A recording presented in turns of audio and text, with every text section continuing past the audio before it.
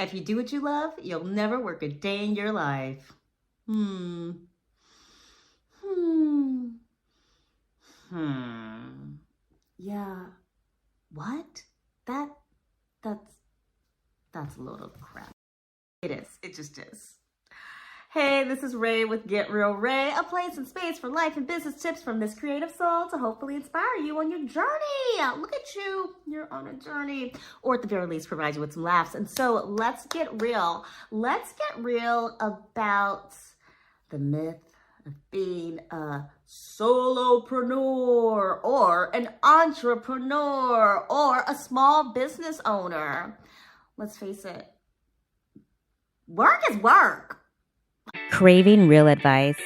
Tired of feeling like every other small business owner or solopreneur is raking in the dough while you just seem to be raking? Secretly looking for a reminder that starting your own business is not as glamorous as others make it look. Whether you're looking to change the game in your relationships at home or at the workplace, you've come to the right place. My name is Ray. I went from corporate America to running my own small business to becoming a solopreneur. I'm a professional actor and, dare we say, a professional busybody, because this body is about to be busy all up in your biz. So let's get real. I know, on the YouTubes, on the social media, everyone makes it look so glamorous. I'm an influencer. I'm on an airplane, going to some tropical island. I'm gonna work 4 days a week because that's what Tim Ferriss said. Or is it 4 hours? I'm gonna work 4 hours. 4 hours. The 4-hour work week? I think that's what it is. Okay, so you're putting in a few hours and then you're chilling and you're relaxing and you've got your Pomodoro method and life is good, just like Drake. Well, honestly, it's not quite like that. It's not quite that easy. So I have been working for me for about 20 years. Now, let me clarify. Throughout that period, I've worked for other people. I have. When I first started my business, I had to have capital in order to open the business. And I also wanted to have some runway to figure out, so I know what it is that I want to create. I know what I want my business to do. Can I make money? Can I actually make money? I mean, I've run all the numbers before I even started my business. Hey guys, if you are looking to start a business, don't just be like, oh, I'm passionate about crocheting. Here's my Etsy shop, woohoo! You have to run some numbers, baby doll. You have to figure out, is there going to be an interest in what I'm selling? Case in point, I used to run a variety show and the host I thought was very talented. However, she started adding something to her acts where I became less a fan of. And so she would give out a lemon. And it was kind of funny because people were like, okay, I got this random lemon. But one day she brought in a empty can, her recycling, basically.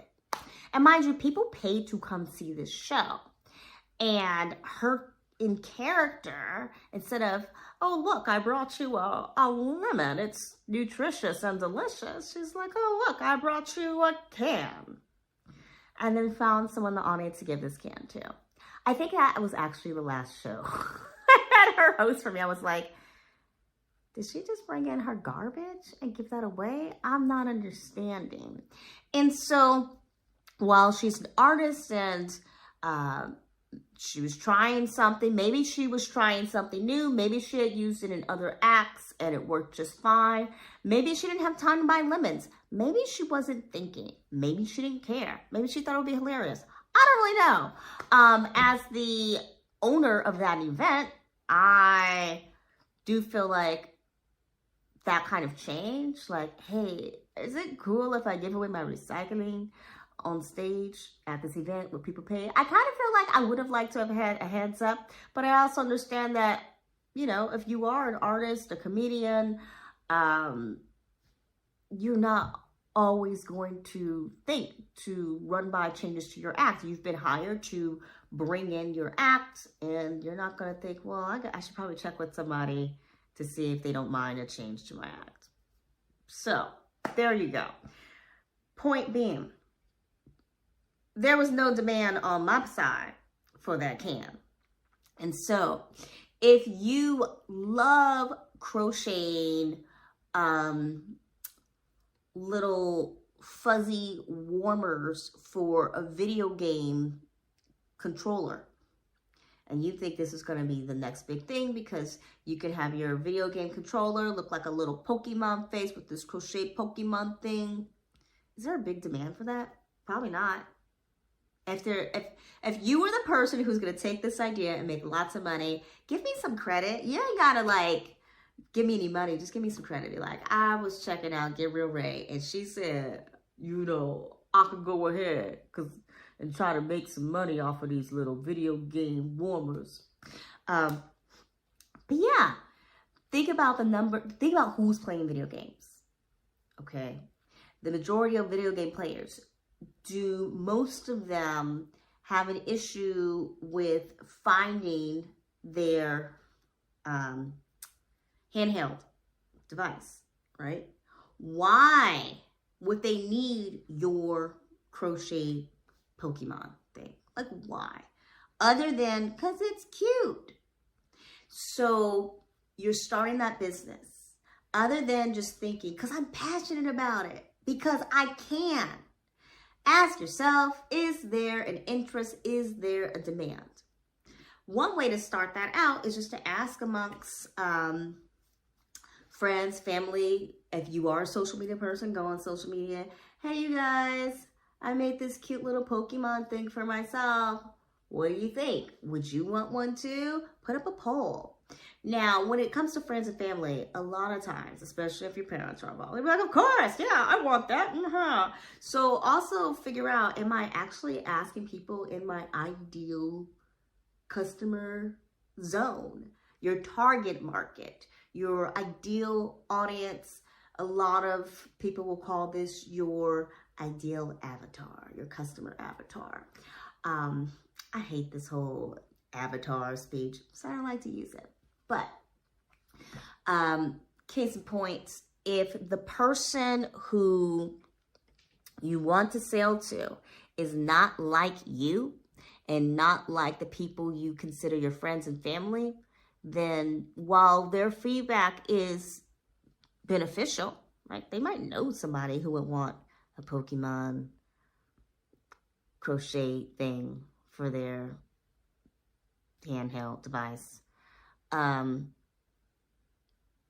Chances are, if they're not the ones who are going to buy it, you know, you gotta take their feedback with I don't want to say grain of salt, but don't put it as high up as someone that you know is an absolute gamer, wears Pokemon onesies all the time, right? That person, if they're like, dude, yeah, I would buy that. Actually, can I buy one right now? That's the kind of person where you're like, yes, I'm going to put more weight on your feedback than from someone who I know does not play video games at all. Additionally, just because you've run the numbers and maybe you had immense success in one area, okay, we're gonna have to stop talking about this Pokemon game warmer things because I can't even figure out what to call the stupid handheld part where you play the game. I haven't played video games in a very long time. Duck Hunt, that was a lot of fun. Come here, doggy. So, with all that being said, when I started, it took a few years to actually make money. And if you're a U.S.-based business, the U.S. government does say pretty much you got a few years before you better start making some money because otherwise this is a hobby, okay? I think that the mark is 5 years. I don't know if that's still the case, but that's back when I first started out. Okay, so the first few years, you're taking some losses. You're learning. What's working, what's not working. You're figuring out your avenues of marketing. all this is dandy. And maybe you're making some money. I remember I enjoyed producing a poetry show, but it wasn't making any money. And so ultimately, I had to stop producing it because there were just too many days where we were losing. Why were we losing? Well, as much as people liked poetry, the popular thing was slam. I didn't want slam. And so the number of people who wanted just poetry was very small. And oftentimes the audience would be filled with poets who wanted to have a chance to perform at the next show. So they weren't going to be a regular audience. They just wanted for someone else to hear their poetry. So not a viable business. Great for like a once a year event, but definitely not for a monthly event. I transitioned to theater and dance, and theater's a lot more costly. You need to have regular rehearsals. So even though I was passionate about theater, the prospect of making a full-time income from theater was just not happening for me as a creator of theater shows. So yeah, passion is great. But I think it's important to remember that even in this A&I age with all this technology, that just being passionate about something and running your basic numbers is not going to be enough to ensure a sustainable and viable business. Over the years, we talk about how you build it, they will come, and if you're passionate, then you'll never work a day. But work is work. And over the years, it's important to realize that you're going to be working. You're going to be making changes to your business. Maybe you are able to make a change to your business where you cut it down to you're only involved in your business 4 days a week. Or maybe you cut it down to you're only involved in your business 4 hours a week.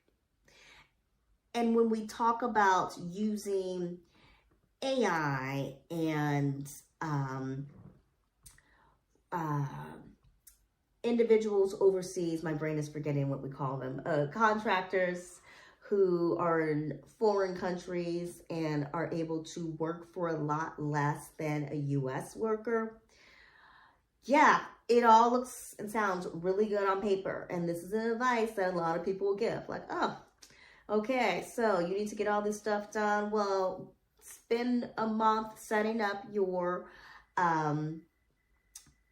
website with your Zaps to connect to your email list, and then hire an assistant through OK.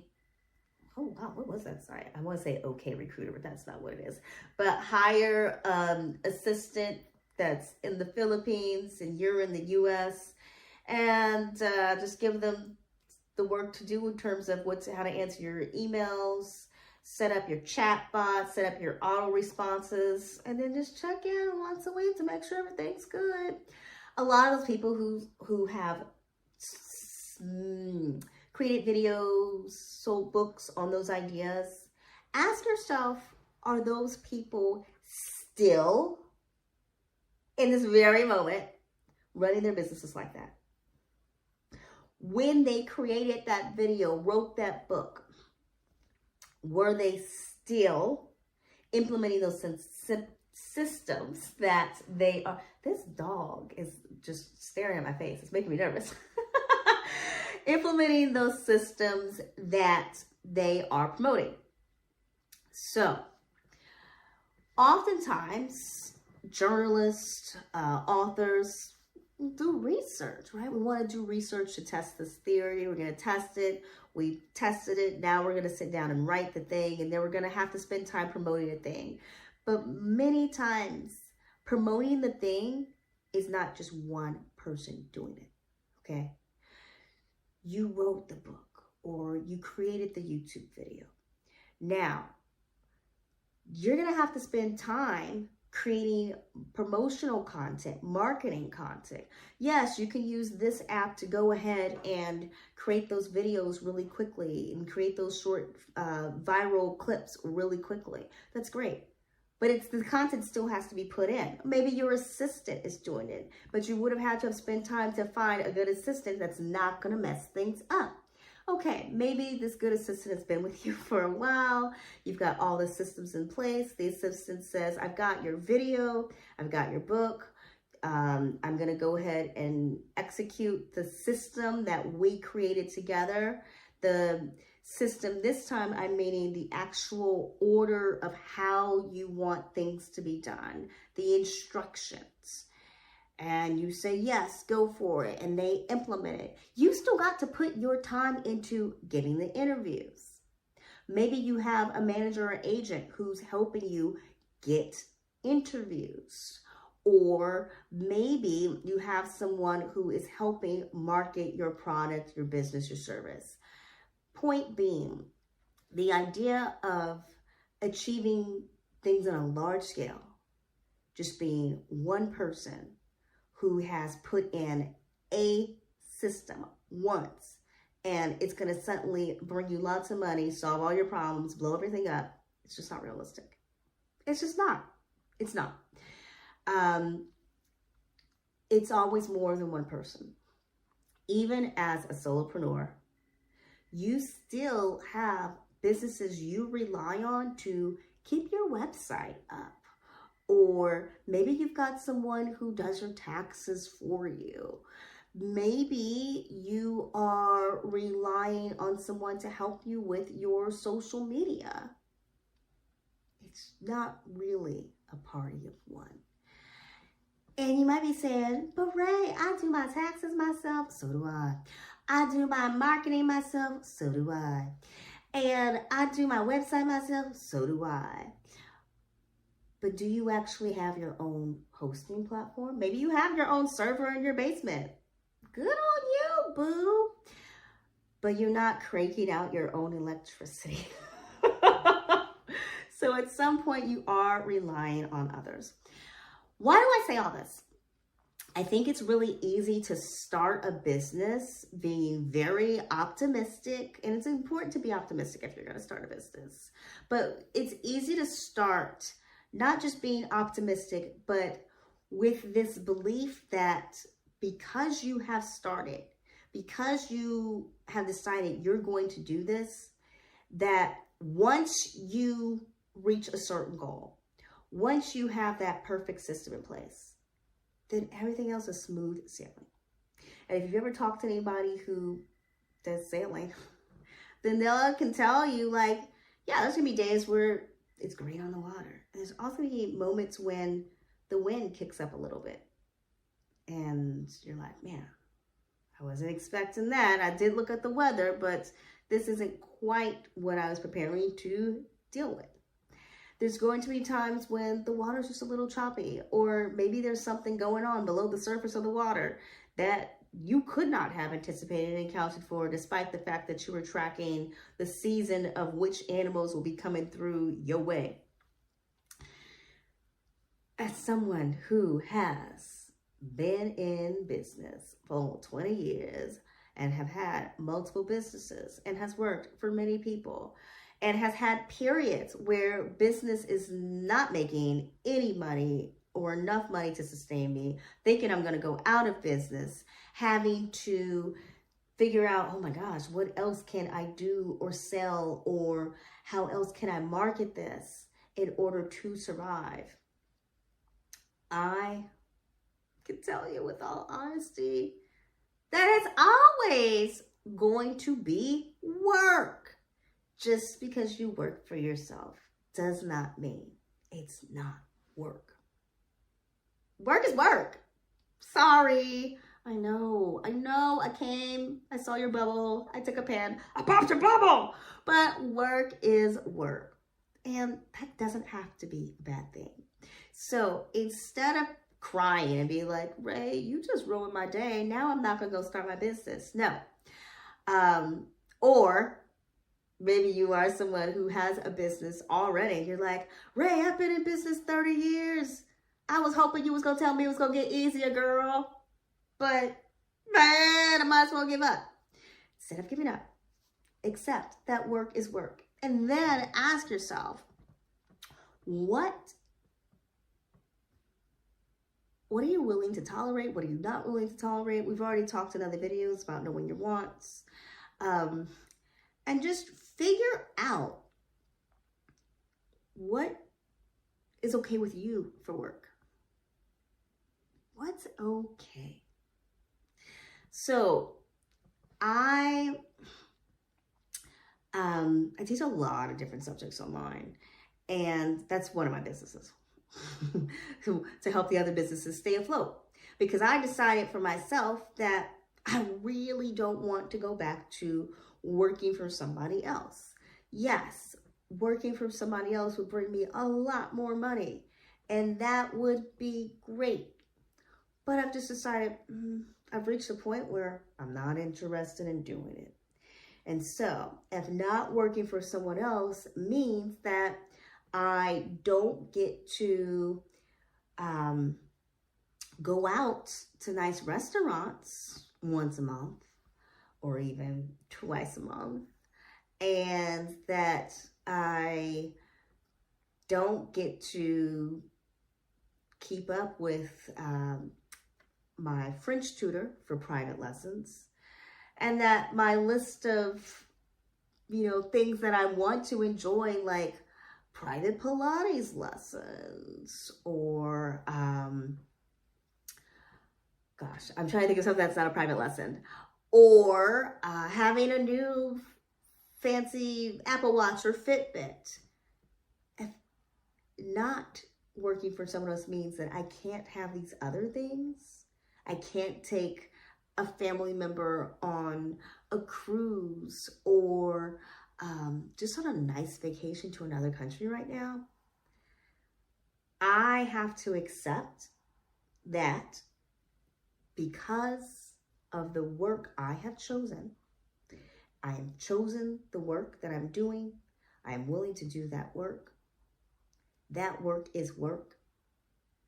And I'm going to be okay with presently that work is not allowing me to do all these other things that I want to do. Think of the bodybuilder. The bodybuilder might want to eat the chocolate cake, the donut, the cupcake, the cookies, mom's home cooking. But the bodybuilder also knows there's a competition coming up. And so they have to prioritize. What is it that, you know what I said, what is it that you really want? But what is it that I'm okay with putting in the work for right now? Well, I know in order to do this competition and have a chance of winning, I'm not going to eat the things that I really, really, really want. And those things, they're not off the table forever. They're just not on the plate for right now. And that's okay, because I've decided that the work I really value is eating this plain chicken and this small amount of broccoli so I can go kill it at that competition. All right. So what have we learned? We've learned that work doesn't have to be a bad thing. Reframe how you think about work. If you grew up thinking work is that difficult thing that you do and you're living for the weekend, figure out how you can think of work as that thing you do that allows you to do so many other things. The so many other things should not be defined as working less. That's the problem with the 4-hour work week and the having virtual assistants to do everything and using Python and AI and Zaps and all of these various tech hacks and optimization in order to, in theory, free up your time. Except that things are gonna change. They'll keep changing. Your body's always changing. Life is constant change. If your business is not changing, it's dead or will be very soon, right? So maybe that change is just getting you new customers. Maybe that change is new eyeballs on your business. But change is natural, normal, inevitable, and we need change. We need change. Same way, we need fulfillment in work. Now, if you are someone watching this and you're like, Ray, I go out to that field. I pick the berries from the field. I give them to the supervisor. I get my piddly little pay. There is zero fulfillment in that. I know that's work. Work is work, girl. You ain't told me nothing I don't know. I hear you. Know that I've also done types of work that I'm like, oh my goodness. Is there freedom from this? But I found a path for freedom from a lot of types of work I was just not enjoying. At the time, I needed to feed myself. I needed to take care of friends or family. These things were priorities. But over time, I was able to rework things so that I had fewer obligations to others. And I could then prioritize transitioning towards work that would allow for me to feel fulfilled.